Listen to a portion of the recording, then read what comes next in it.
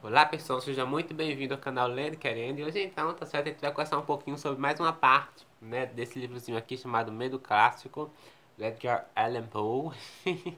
Esse aqui é o volume 2. A gente já conversou sobre todas as partes do volume 2, os contos também. E a parte de hoje é os crias do grotesco. Uhum. Essa é uma parte que, veja só vocês, possui contos mais desconhecidos do Edgar Allan Poe, né? Não tem tantos contos assim famosos, a não ser uns dois aqui, já dizia, né? Uns dois aqui que são bem mais conhecidos que outros. Um ou outro acaba sendo mais conhecido que outro, se você me entende. É como se fosse, né, uma linha, né, de quem é mais conhecido, tudo mais. Ah, tudo mais. Nessa partezinha aqui do Crias do Grotesco, nós teremos aqui o Anjo do Bizarro, uma história extravagante. O Demônio da Perversidade, esse maravilhoso. O Breve Colóquio com a Múmia, esse também é muito bom. Já tinha lido O Demônio da Perversidade, foi uma releitura para mim. Breve Colóquio com a Múmia, eu também já tinha lido e também foi uma releitura para mim. Hop Frog ou Os Oito Orangotangos Acorrentados, eu também já tinha lido, também foi uma releitura, já tinha lido em uma edição aí de alguma coisa. Eu creio que o Anjo do Bizarro eu nunca li, não sei, não lembro ao certo. Apesar de. Enfim, certo? Então, assim, iremos começar aqui pelo Anjo do Bizarro, que foi publicado em 1844. Que interessante. 1844, grandes obras ali do Edgar Allan Poe surgiram mesmo a partir da década de 40, mas, por exemplo, a queda da Casa de Usher, né, eu creio que foi em 39, né, não lembro ao certo agora, que é o meu conto favorito do Edgar Allan Poe. Bom, O Anjo do Bizarro, uma história extravagante, vai contar a história de um homem que ele tá ali, enfim, se saciando de comida, sabe? Ele gosta de comer muito. Então ele tá no restaurante, ele fala que havia acabado de me relegar com um banquete atipicamente farto. Ele não gosta de comer muito. Então ele tá ali comendo, até que chega um momento, tá certo? Em que ele pega um jornal ali para dar uma lida e ele encontra uma reportagem, um trechozinho, um parágrafo que fala sobre um homem que morreu de um jeito muito estranho. Sabe aquelas mortes que acontecem assim do nada, né? A pessoa, sei lá, tá levantado, cai e morre, entende? Então foi praticamente isso que aconteceu com esse homem. Só que de uma forma diferente. Esse homem aqui, ele morreu com... Engraçado, a morte de Deus me perdoe. O que acontece? Ele morreu, ele foi tentar acertar uma pessoa, né? E aí, com uma agulha, assim, enfim, tô imitando. E aí, a agulha entrou dentro do corpo dele e acabou furando o pulmão dele. E aí, ele acabou morrendo. Eu não sei se foi o pulmão ou foi. Não, o sujeito tomou fôlego para soprar bem longe, mas acabou cravando a agulha na própria garganta. E daqui foi. Ela penetrou os seus pulmões, né? E aí cortou o pulmão, né? E aí ele não acredita naquilo. Que jeito mais bizarro de morrer. Como a pessoa pode morrer assim? Você até pode fazer uma analogia aqui com aquele livro do Tolstói que se chama A Morte de Ivan Nietzsche. Já li esse livro, já tem vídeo aqui no canal. É um livro bem curtinho do Tolstói e também vai ter uma morte esquisita ali. O personagem morre de um jeito bem assim, bizarro, sabe? Né, ele bate a cabeça numa poltrona, num cômodo. Aqui foi, né, uma agulha que entrou ali no corpo deles. Bem, né? E aí ele morre. E aí ele não acredita naquilo, acha aquilo muito estranho, muito esquisito, né? E aí do nada, em um dia, vai aparecer pra ele, né, o anjo do bizarro. Aí esse anjo, ele é esquisito, né? Ele se parece com as coisas que estão ao redor ali dele, sabe? Ele olha para aquilo, ele não quer acreditar naquilo, né? Quem é o Senhor? Posso saber? Ele pergunta, né? Como foi que entrou aqui na casa dele? Do que está falando? Como entrei aqui? Responde o anjo do bizarro. Não é da sua conta. Do que está falando? Enfim, ele tem ali o diálogo com esse anjo do bizarro. Ele não acredita naquilo, mas veja só vocês. E iremos acompanhar aqui. Eu não vou dar spoiler, eu quero que vocês leiam esse conto. Apesar de não ser um dos melhores contos de Edgar Allan Poe, não, ele mistura muito realismo com fantasia, podemos dizer assim, né? Mas o final dele é bem, digamos assim, engraçado, né? Bom, é um conto que mistura muita loucura com a sanidade, ao mesmo tempo, sabe? Essa coisa da ambiguidade e tudo mais. É um conto muito bem escrito. Em diversos momentos aqui você pode se perder na leitura de tão bizarro que é o anjo, entende? Sabe, engraçado. Bom, então eu acredito que eu nunca tinha lido esse conto, eu não lembro ao certo, mas se eu li, então foi uma releitura pra mim, eu não lembro, porque tem alguns contos do Edgar Allan Poe que sempre me vem aquela coisa, estranho, eu já conheci isso aqui, esse detalhezinho aqui, interessante. Acredito que é porque a gente lê todos os contos ali do autor, a maioria dos contos, e um vão tendo ali uma certa analogia com o outro, né? Alguns temas, algumas personagens e tudo mais. Eu acho isso interessante na obra de Edgar Allan Poe. Próximo conto aqui, gente, esse é maravilhoso. Esse aqui eu já tinha lido, acho que umas duas ou uma vez aí fácil. Esse aqui é o Demônio da Perversidade. Esse conto aqui é de 1845. Então, assim, para pessoas que gostam de interpretar pessoas loucas e tudo mais, e vilões, eu acho que esse conto aqui é interessante até para você entender um pouquinho da complexidade dessas pessoas. Não sei se a imagem fez jus ao conto, tá? Mas sei que isso aqui é maravilhoso. O que acontece? Esse conto ele começa aqui explicando sobre os. Não vou dizer que os obstáculos seria isso, mas os aspectos da perversidade humana, tá? Então, sobre a questão de como pessoas podem se atirar de um precipício ao outro, de como as pessoas podem morrer tragicamente, ou matar, assassinar, sabe? Psicopatas, sociopatas, a perversidade como um todo, né? E aí vai aqui falando sobre a questão, por exemplo, de estudiosos da época aqui do Edgar Allan Poe, lá no século XIX, que acreditavam que ao analisar um crânio humano, tá bom, o meu crânio, o seu crânio, qualquer crânio de qualquer pessoa, através do formato dele, você conseguiria distinguir se aquela pessoa era perversa ou não, né? Se ela possuía o demônio da perversidade. É claro que isso, ao decorrer do tempo, vai ser dito aqui, que isso foi quebrado, isso era uma mentira, foi considerado até hoje, hoje é considerado uma pseudociência e não mais uma ciência, mas na época era considerado uma ciência. E aí ele vai contando sobre os aspectos da perversidade e tudo mais, até que chega um momento em que ele fala o seguinte sobre essa natureza de se atirar em precipícios, de cometer essas loucuras. Olha. Não há na natureza ardor de mais demoníaca impaciência do que o de quem, estremecendo diante de um precipício, considera o mergulho. Né? Você está ali, prestes a cair, e você considera aquilo. Permitir-se especular a respeito por um instante que seja, perder-se inevitavelmente a reflexão nos impele a suportar, mas não somos capazes de resistir. Isso aqui dá para fazer uma analogia, sei lá, ao depressão, né? Temas tão complexos assim e tão atuais hoje em dia, né? Se não temos uma mão amiga para nos impedir ou se fracassamos em um esforço derradeiro para nos afastar do abismo, nele mergulhamos e somos destruídos. Olha, pouco importa como possamos examinar tais ações e outras semelhantes, algo elas têm em comum, tá certo? Resultam exclusivamente do espírito da perversidade. São atos que cometemos por sentir que não deveríamos cometê-los. Para além disso, não há nenhum princípio inteligível e podemos de fato considerar essa perversidade uma incitação direta do diabo, se não operasse ocasionalmente a serviço do bem. E aí, acabou tudo isso aqui, é como se fosse uma enrolação, entre aspas, porque não é uma enrolação, tá? Para que nós nos preparássemos para esse personagem. E uma coisa que nós temos que ter logo de cara aqui é que ele entende o seu estado. E agora iremos acompanhar o que o personagem já... se me alonguei dessa maneira no assunto, foi para responder melhor a pergunta de quem lê estas páginas e poder explicar por que estou aqui, para fornecer algum motivo, mesmo tênue, que justificasse por que me encontro preso em grilhões. Iremos saber aqui... Desculpa, iremos saber aqui que o personagem está preso numa cela, em grilhões, certo? Ele está preso por ter cometido um assassinato, sabe? E assim, esse conto é interessante por quê? Porque vemos ali toda a complexidade da personalidade perversa e tudo mais, para chegarmos a um personagem que é perverso por si só e que, tá certo, cometeu um assassinato. Então iremos ver aqui como foi que ele cometeu esse assassinato, como foi que ele foi pego cometendo esse delito e tudo mais. Até que chegou um momento em que ele diz aqui que eu me apoderei do demônio da perversidade.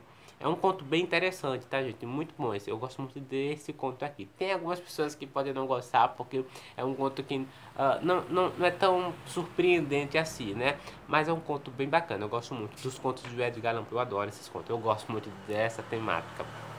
Próximo conto aqui é o Breve Coloco com a Múmia, que eu nem precisava olhar aqui embaixo, minha colinha, mas já estava aqui, então o Breve Coloco com a Múmia. Eu também não gostei muito dessa imagem, não. Mas eu entendi ela, tá? Até porque esse conto tem a ver muito com ciência da época da múmia e ciência da época atual que se faz esse conto. Esse conto foi publicado em 1845 e aqui nós iremos ter os cientistas que ali tem relatos de que acharam uma múmia em algum canto. E aí vai chamar aqui esse outro cientista, esse outra pessoa aqui, para ver essa múmia, para analisá-la, para ver se consegue trazê-la à vida, entre aspas, né? Porque tem alguma coisa estranha ali na múmia, sabe? Veja só o que eles dizem aqui, ó. Era uma das duas múmias trazidas havia muitos anos por um primo de Ponomé, o capitão Arthur Sobretache. Foram descobertas em uma tumba próxima de Eitias, nas montanhas da Líbia, a uma distância considerável de Tebas, no rio Nilo. Né? Então é interessante que o Edgar Allan Poe já traça uma geografia aqui do conto. Né? As grutas nesse local, embora menos grandiosas que os sepulcros tebanos, são mais interessantes por trazerem inúmeras ilustrações das vidas dos egípcios. Então vai falar ali sobre essa questão da geografia, de como encontrou essa múmia, sabe? Egito e tudo mais. E é isso. Aí quando eles estão diante da múmia ali, o cientista tenta trazê-la à vida com, acho que é choques ou algo do tipo, até que chega um momento em que a múmia acorda e mata ali o personagem ali, sabe? Esgarceia ele, nem sei se estou falando essa palavra certa, mas deixa ele em estado deplorável mesmo, tá bom? Faz pedacinho por ele mesmo, mas pá, morreu. Então assim, é um conto que eu não gosto tanto assim do Edgar Allan Poe, porque não tem assim aquela coisa que a gente já está acostumado no Edgar Allan Poe. Mas é interessante. Então assim, com um movimento assustadoramente real, a múmia contraiu o joelho até o abdômen, depois, esticando a perna com inconcebível força, deu um pontapé no Dr. Ponomé, que foi catapultado como uma seta pela janela, caindo na rua lá embaixo. E aí pronto, o conto começa, assim, digamos que o intuito do conto real começa a partir de agora, porque iremos acompanhar a múmia, que viveu sei lá quantos, 800, 400, 700 anos, e que irá contar pra gente a certa ciência da época, irá contar pra gente o que de fato acontecia naquela época, historicamente falando. Então assim, e iremos acompanhar esses cientistas fazendo perguntas para essas múmias. Então uma coisa interessante é a forma que a múmia e os cientistas vão dialogando e vão discordando em vários momentos. Por exemplo, ó, eles perguntam aqui, deixa eu, que eu marquei, ó, eles perguntem então a múmia sobre espelhos lustórios, lentes e a manufatura de vidros em geral. Aí a múmia vai lá e explica sobre como era isso na época. Aí ela vai, perguntei então sobre nossas gigantescas forças mecânicas. A múmia também explica. Indaguei se ele sabia algo sobre poços artesianos. A múmia também explica. Ó, mencionei então nosso aço, mas o estrangeiro empinou o nariz e perguntou se nosso aço seria capaz de executar o intricado trabalho esculpido nos obeliscos realizado com ferramentas de corte de cobre. Aí ele fala, discorremos então sobre a beleza e a importância da democracia e tivemos muita dificuldade para transmitir ao conde as vantagens que desfrutávamos por viver em uma sociedade onde havia sufrágio ad libitum e nenhum rei. Então assim, a múmia vai discordando e vai tentando valorizar ali um pouco da sua época também. É interessante. É isso. Eu não gosto tanto assim desse conto. Eu me lembro que eu já tinha lido ele lá atrás. Mas é isso. Bom, o próximo conto e o último, né? Deixa eu ver, é o último que eu anotei ali. É o Hop Frog. Hop Frog. E ou os 8 orangotangos acorrentados. Gente, eu também não gostei muito dessa imagem, não. As imagens desses contos não foram lá essas coisas, não, tá certo? Do outro livro, as imagens faziam assim, foram melhores. Tá certo? Não, não entendi. Eu entendi que que tem a ver com fogo. E o conto tem a ver com fogo. Vocês vão entender. Mas, enfim, poderia ter colocado aqui. Eu já pensei em uma imagem muito melhor para ser colocada aqui, né? A imagem dos orangotangos e das correntes, sabe? Faria mais sentido, mas tudo bem. Bom, vamos lá.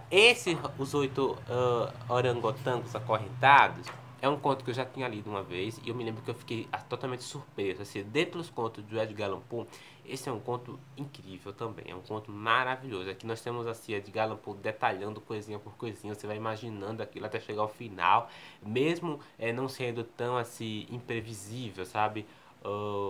Mesmo não sendo tão previsível, na verdade, não é nem previsível. Ainda assim é um conto surpreendente, é muito bacana esse conto. Ó. Aqui iremos acompanhar a história desse rei que adora rir. Assim, ama palhaçadas, ama humor em geral, sabe? Ele gosta muito de assistir as pessoas fazendo peças teatrais engraçadas e tudo mais. Ele adora aquilo ali tudo.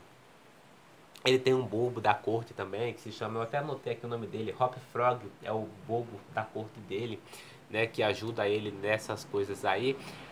E ele é estranho, porque à medida que esse rei vai envelhecendo, ele vai ficando cada vez mais exagerado nesse meio cômico. Então, assim, ele começa a rir das deficiências desse bobo da corte, Hop Frog. Por quê? Porque o Hop Frog, ele é deficiente, né? Então, ele é anão e ele também tem alguns problemas ali com o andar dele.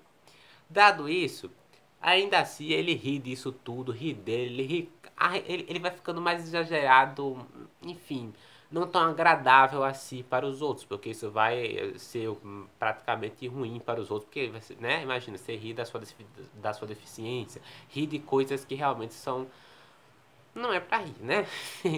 Então ele vai exagerando ali até que chega um ponto aqui, por exemplo, que o Hop Frog, né, que está elaborando ali uma coisa para o rei rir, do nada ele demora muito e o rei vai dizer umas 10 para ele vai ficar com medo, sabe? E um outro personagem aqui, que eu deveria ter anotado aqui, não, eu anotei aqui. Outro personagem que se chama Tripeta vai ajudá-lo ali, vai dizer, não, não, não, peraí, calma, você não pode falar assim com ele, sabe? Você, tenha piedade dele, não mate-o, sabe? Não faça algo ruim com ele. Mas ainda assim, o rei releva ali, né? Tudo bem. Só que aí o Hop Frog não gosta daquilo, né? O bobo da corte dele não gosta daquilo e tem um imenso desejo de vingança dentro dele, de se vingar desse rei por ele ter feito aquilo com ele, né? Ele deveria ter considerado ele, entende? Se vocês compreenderam. Uh, e a história vai se passando, ele planeja ali elaborar alguma coisa que vai deixar o rei rir bastante. Não só ele, mas todo mundo, sabe?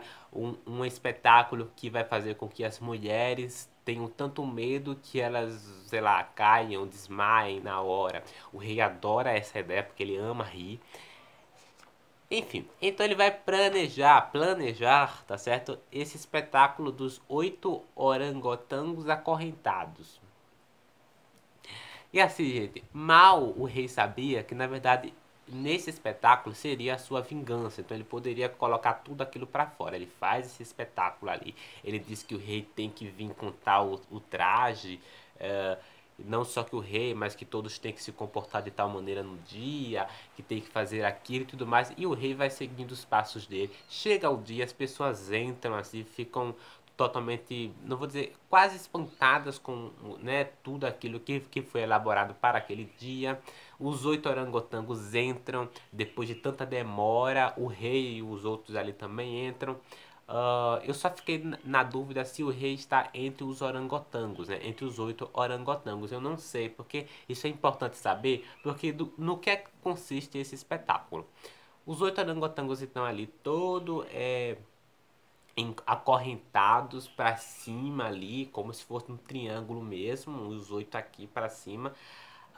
E aí, o personagem, o bobo da corte aqui, o Hop Frog, vai queimar, achear, ele usa uma palavra melhor aqui que é, enfim, ele vai usar uma chota, ele vai atear fogo nesses 8 orangotangos. E essas pessoas vão morrer ali queimadas, assim, de uma forma completamente horrenda. Todo mundo vai se assustar com aquilo, sabe? Esse era o espetáculo dele. Eu já dei spoiler, mas vamos lá aqui para vocês entenderem aqui o final, ó. E depois de todo mundo ver aquele espetáculo tremendo, né, o rei ter ficado surpreso, aí que está a minha dúvida. Eu não sei se o rei está entre os 8 orangotangos ali, eu acredito que não, né? Mas veja só, ó. Vejo com clareza, isso quem fala é o Hop Frog, depois de ver toda aquela cena, as pessoas assustadas, ele olha para baixo, né, depois de ele subir ali para fugir junto, ele nunca mais vai ser visto, ele fala o seguinte: vejo com clareza quem são os mascarados. Aqui temos um poderoso rei e seus 7 conselheiros. Um rei sem escrúpulos que não hesitava em agredir uma moça indefesa, e 7 conselheiros que o instigavam nesse ultraje. Quanto a mim, sou apenas Hop Frog, o bufão, e eis minha derradeira comédia. Então essa seria ali a vingança dele e a comédia dele ali para com os outros. Ó, é um conto maravilhoso. Esse aqui é um dos contos assim bem geniais do Edgar Allan Poe, sabe? Porque ele mistura, sei lá, o cômico com o terror também que está prestes a acontecer, sabe? A gente fica aguardando qual será a vingança desse personagem ali. O título do conto também diz muita coisa, né? Enfim, e o Tripeta, tá certo? Há que desconfiar também do Tripeta, porque possivelmente ele possa também estar envolvido nisso também, ali nesse espetáculo ali mortal, né? Do Bobo da Corte, do Hop Frog. Enfim, e é isso, essa foi a parte de hoje. Na outra parte a gente vai conversar sobre No Limiar da Morte, tá bom? Então nos vemos na próxima parte. Só que antes vamos ler aqui o trechinho do Márcia Luísa, né? Eu nem sei se eu lembro, se eu li, acho que eu já fiz, né? Enfim, bom, aqui a Márcia Luísa, ela vai falar sobre esses contos. E ela vai falar o seguinte, sobre o Anjo do Bizarro, ó. O conto, que foi definido pelo autor como uma extravagância, exibe o lado mais debochado e cômico de nosso poeta, mas deixa um ressaibo agridoce no paladar do leitor. Afinal, assim como o Barril de Amontilhado e o Gato Preto, é um conto que especula a influência desastrosa do álcool na sina do indivíduo que tem um fraco por excessos.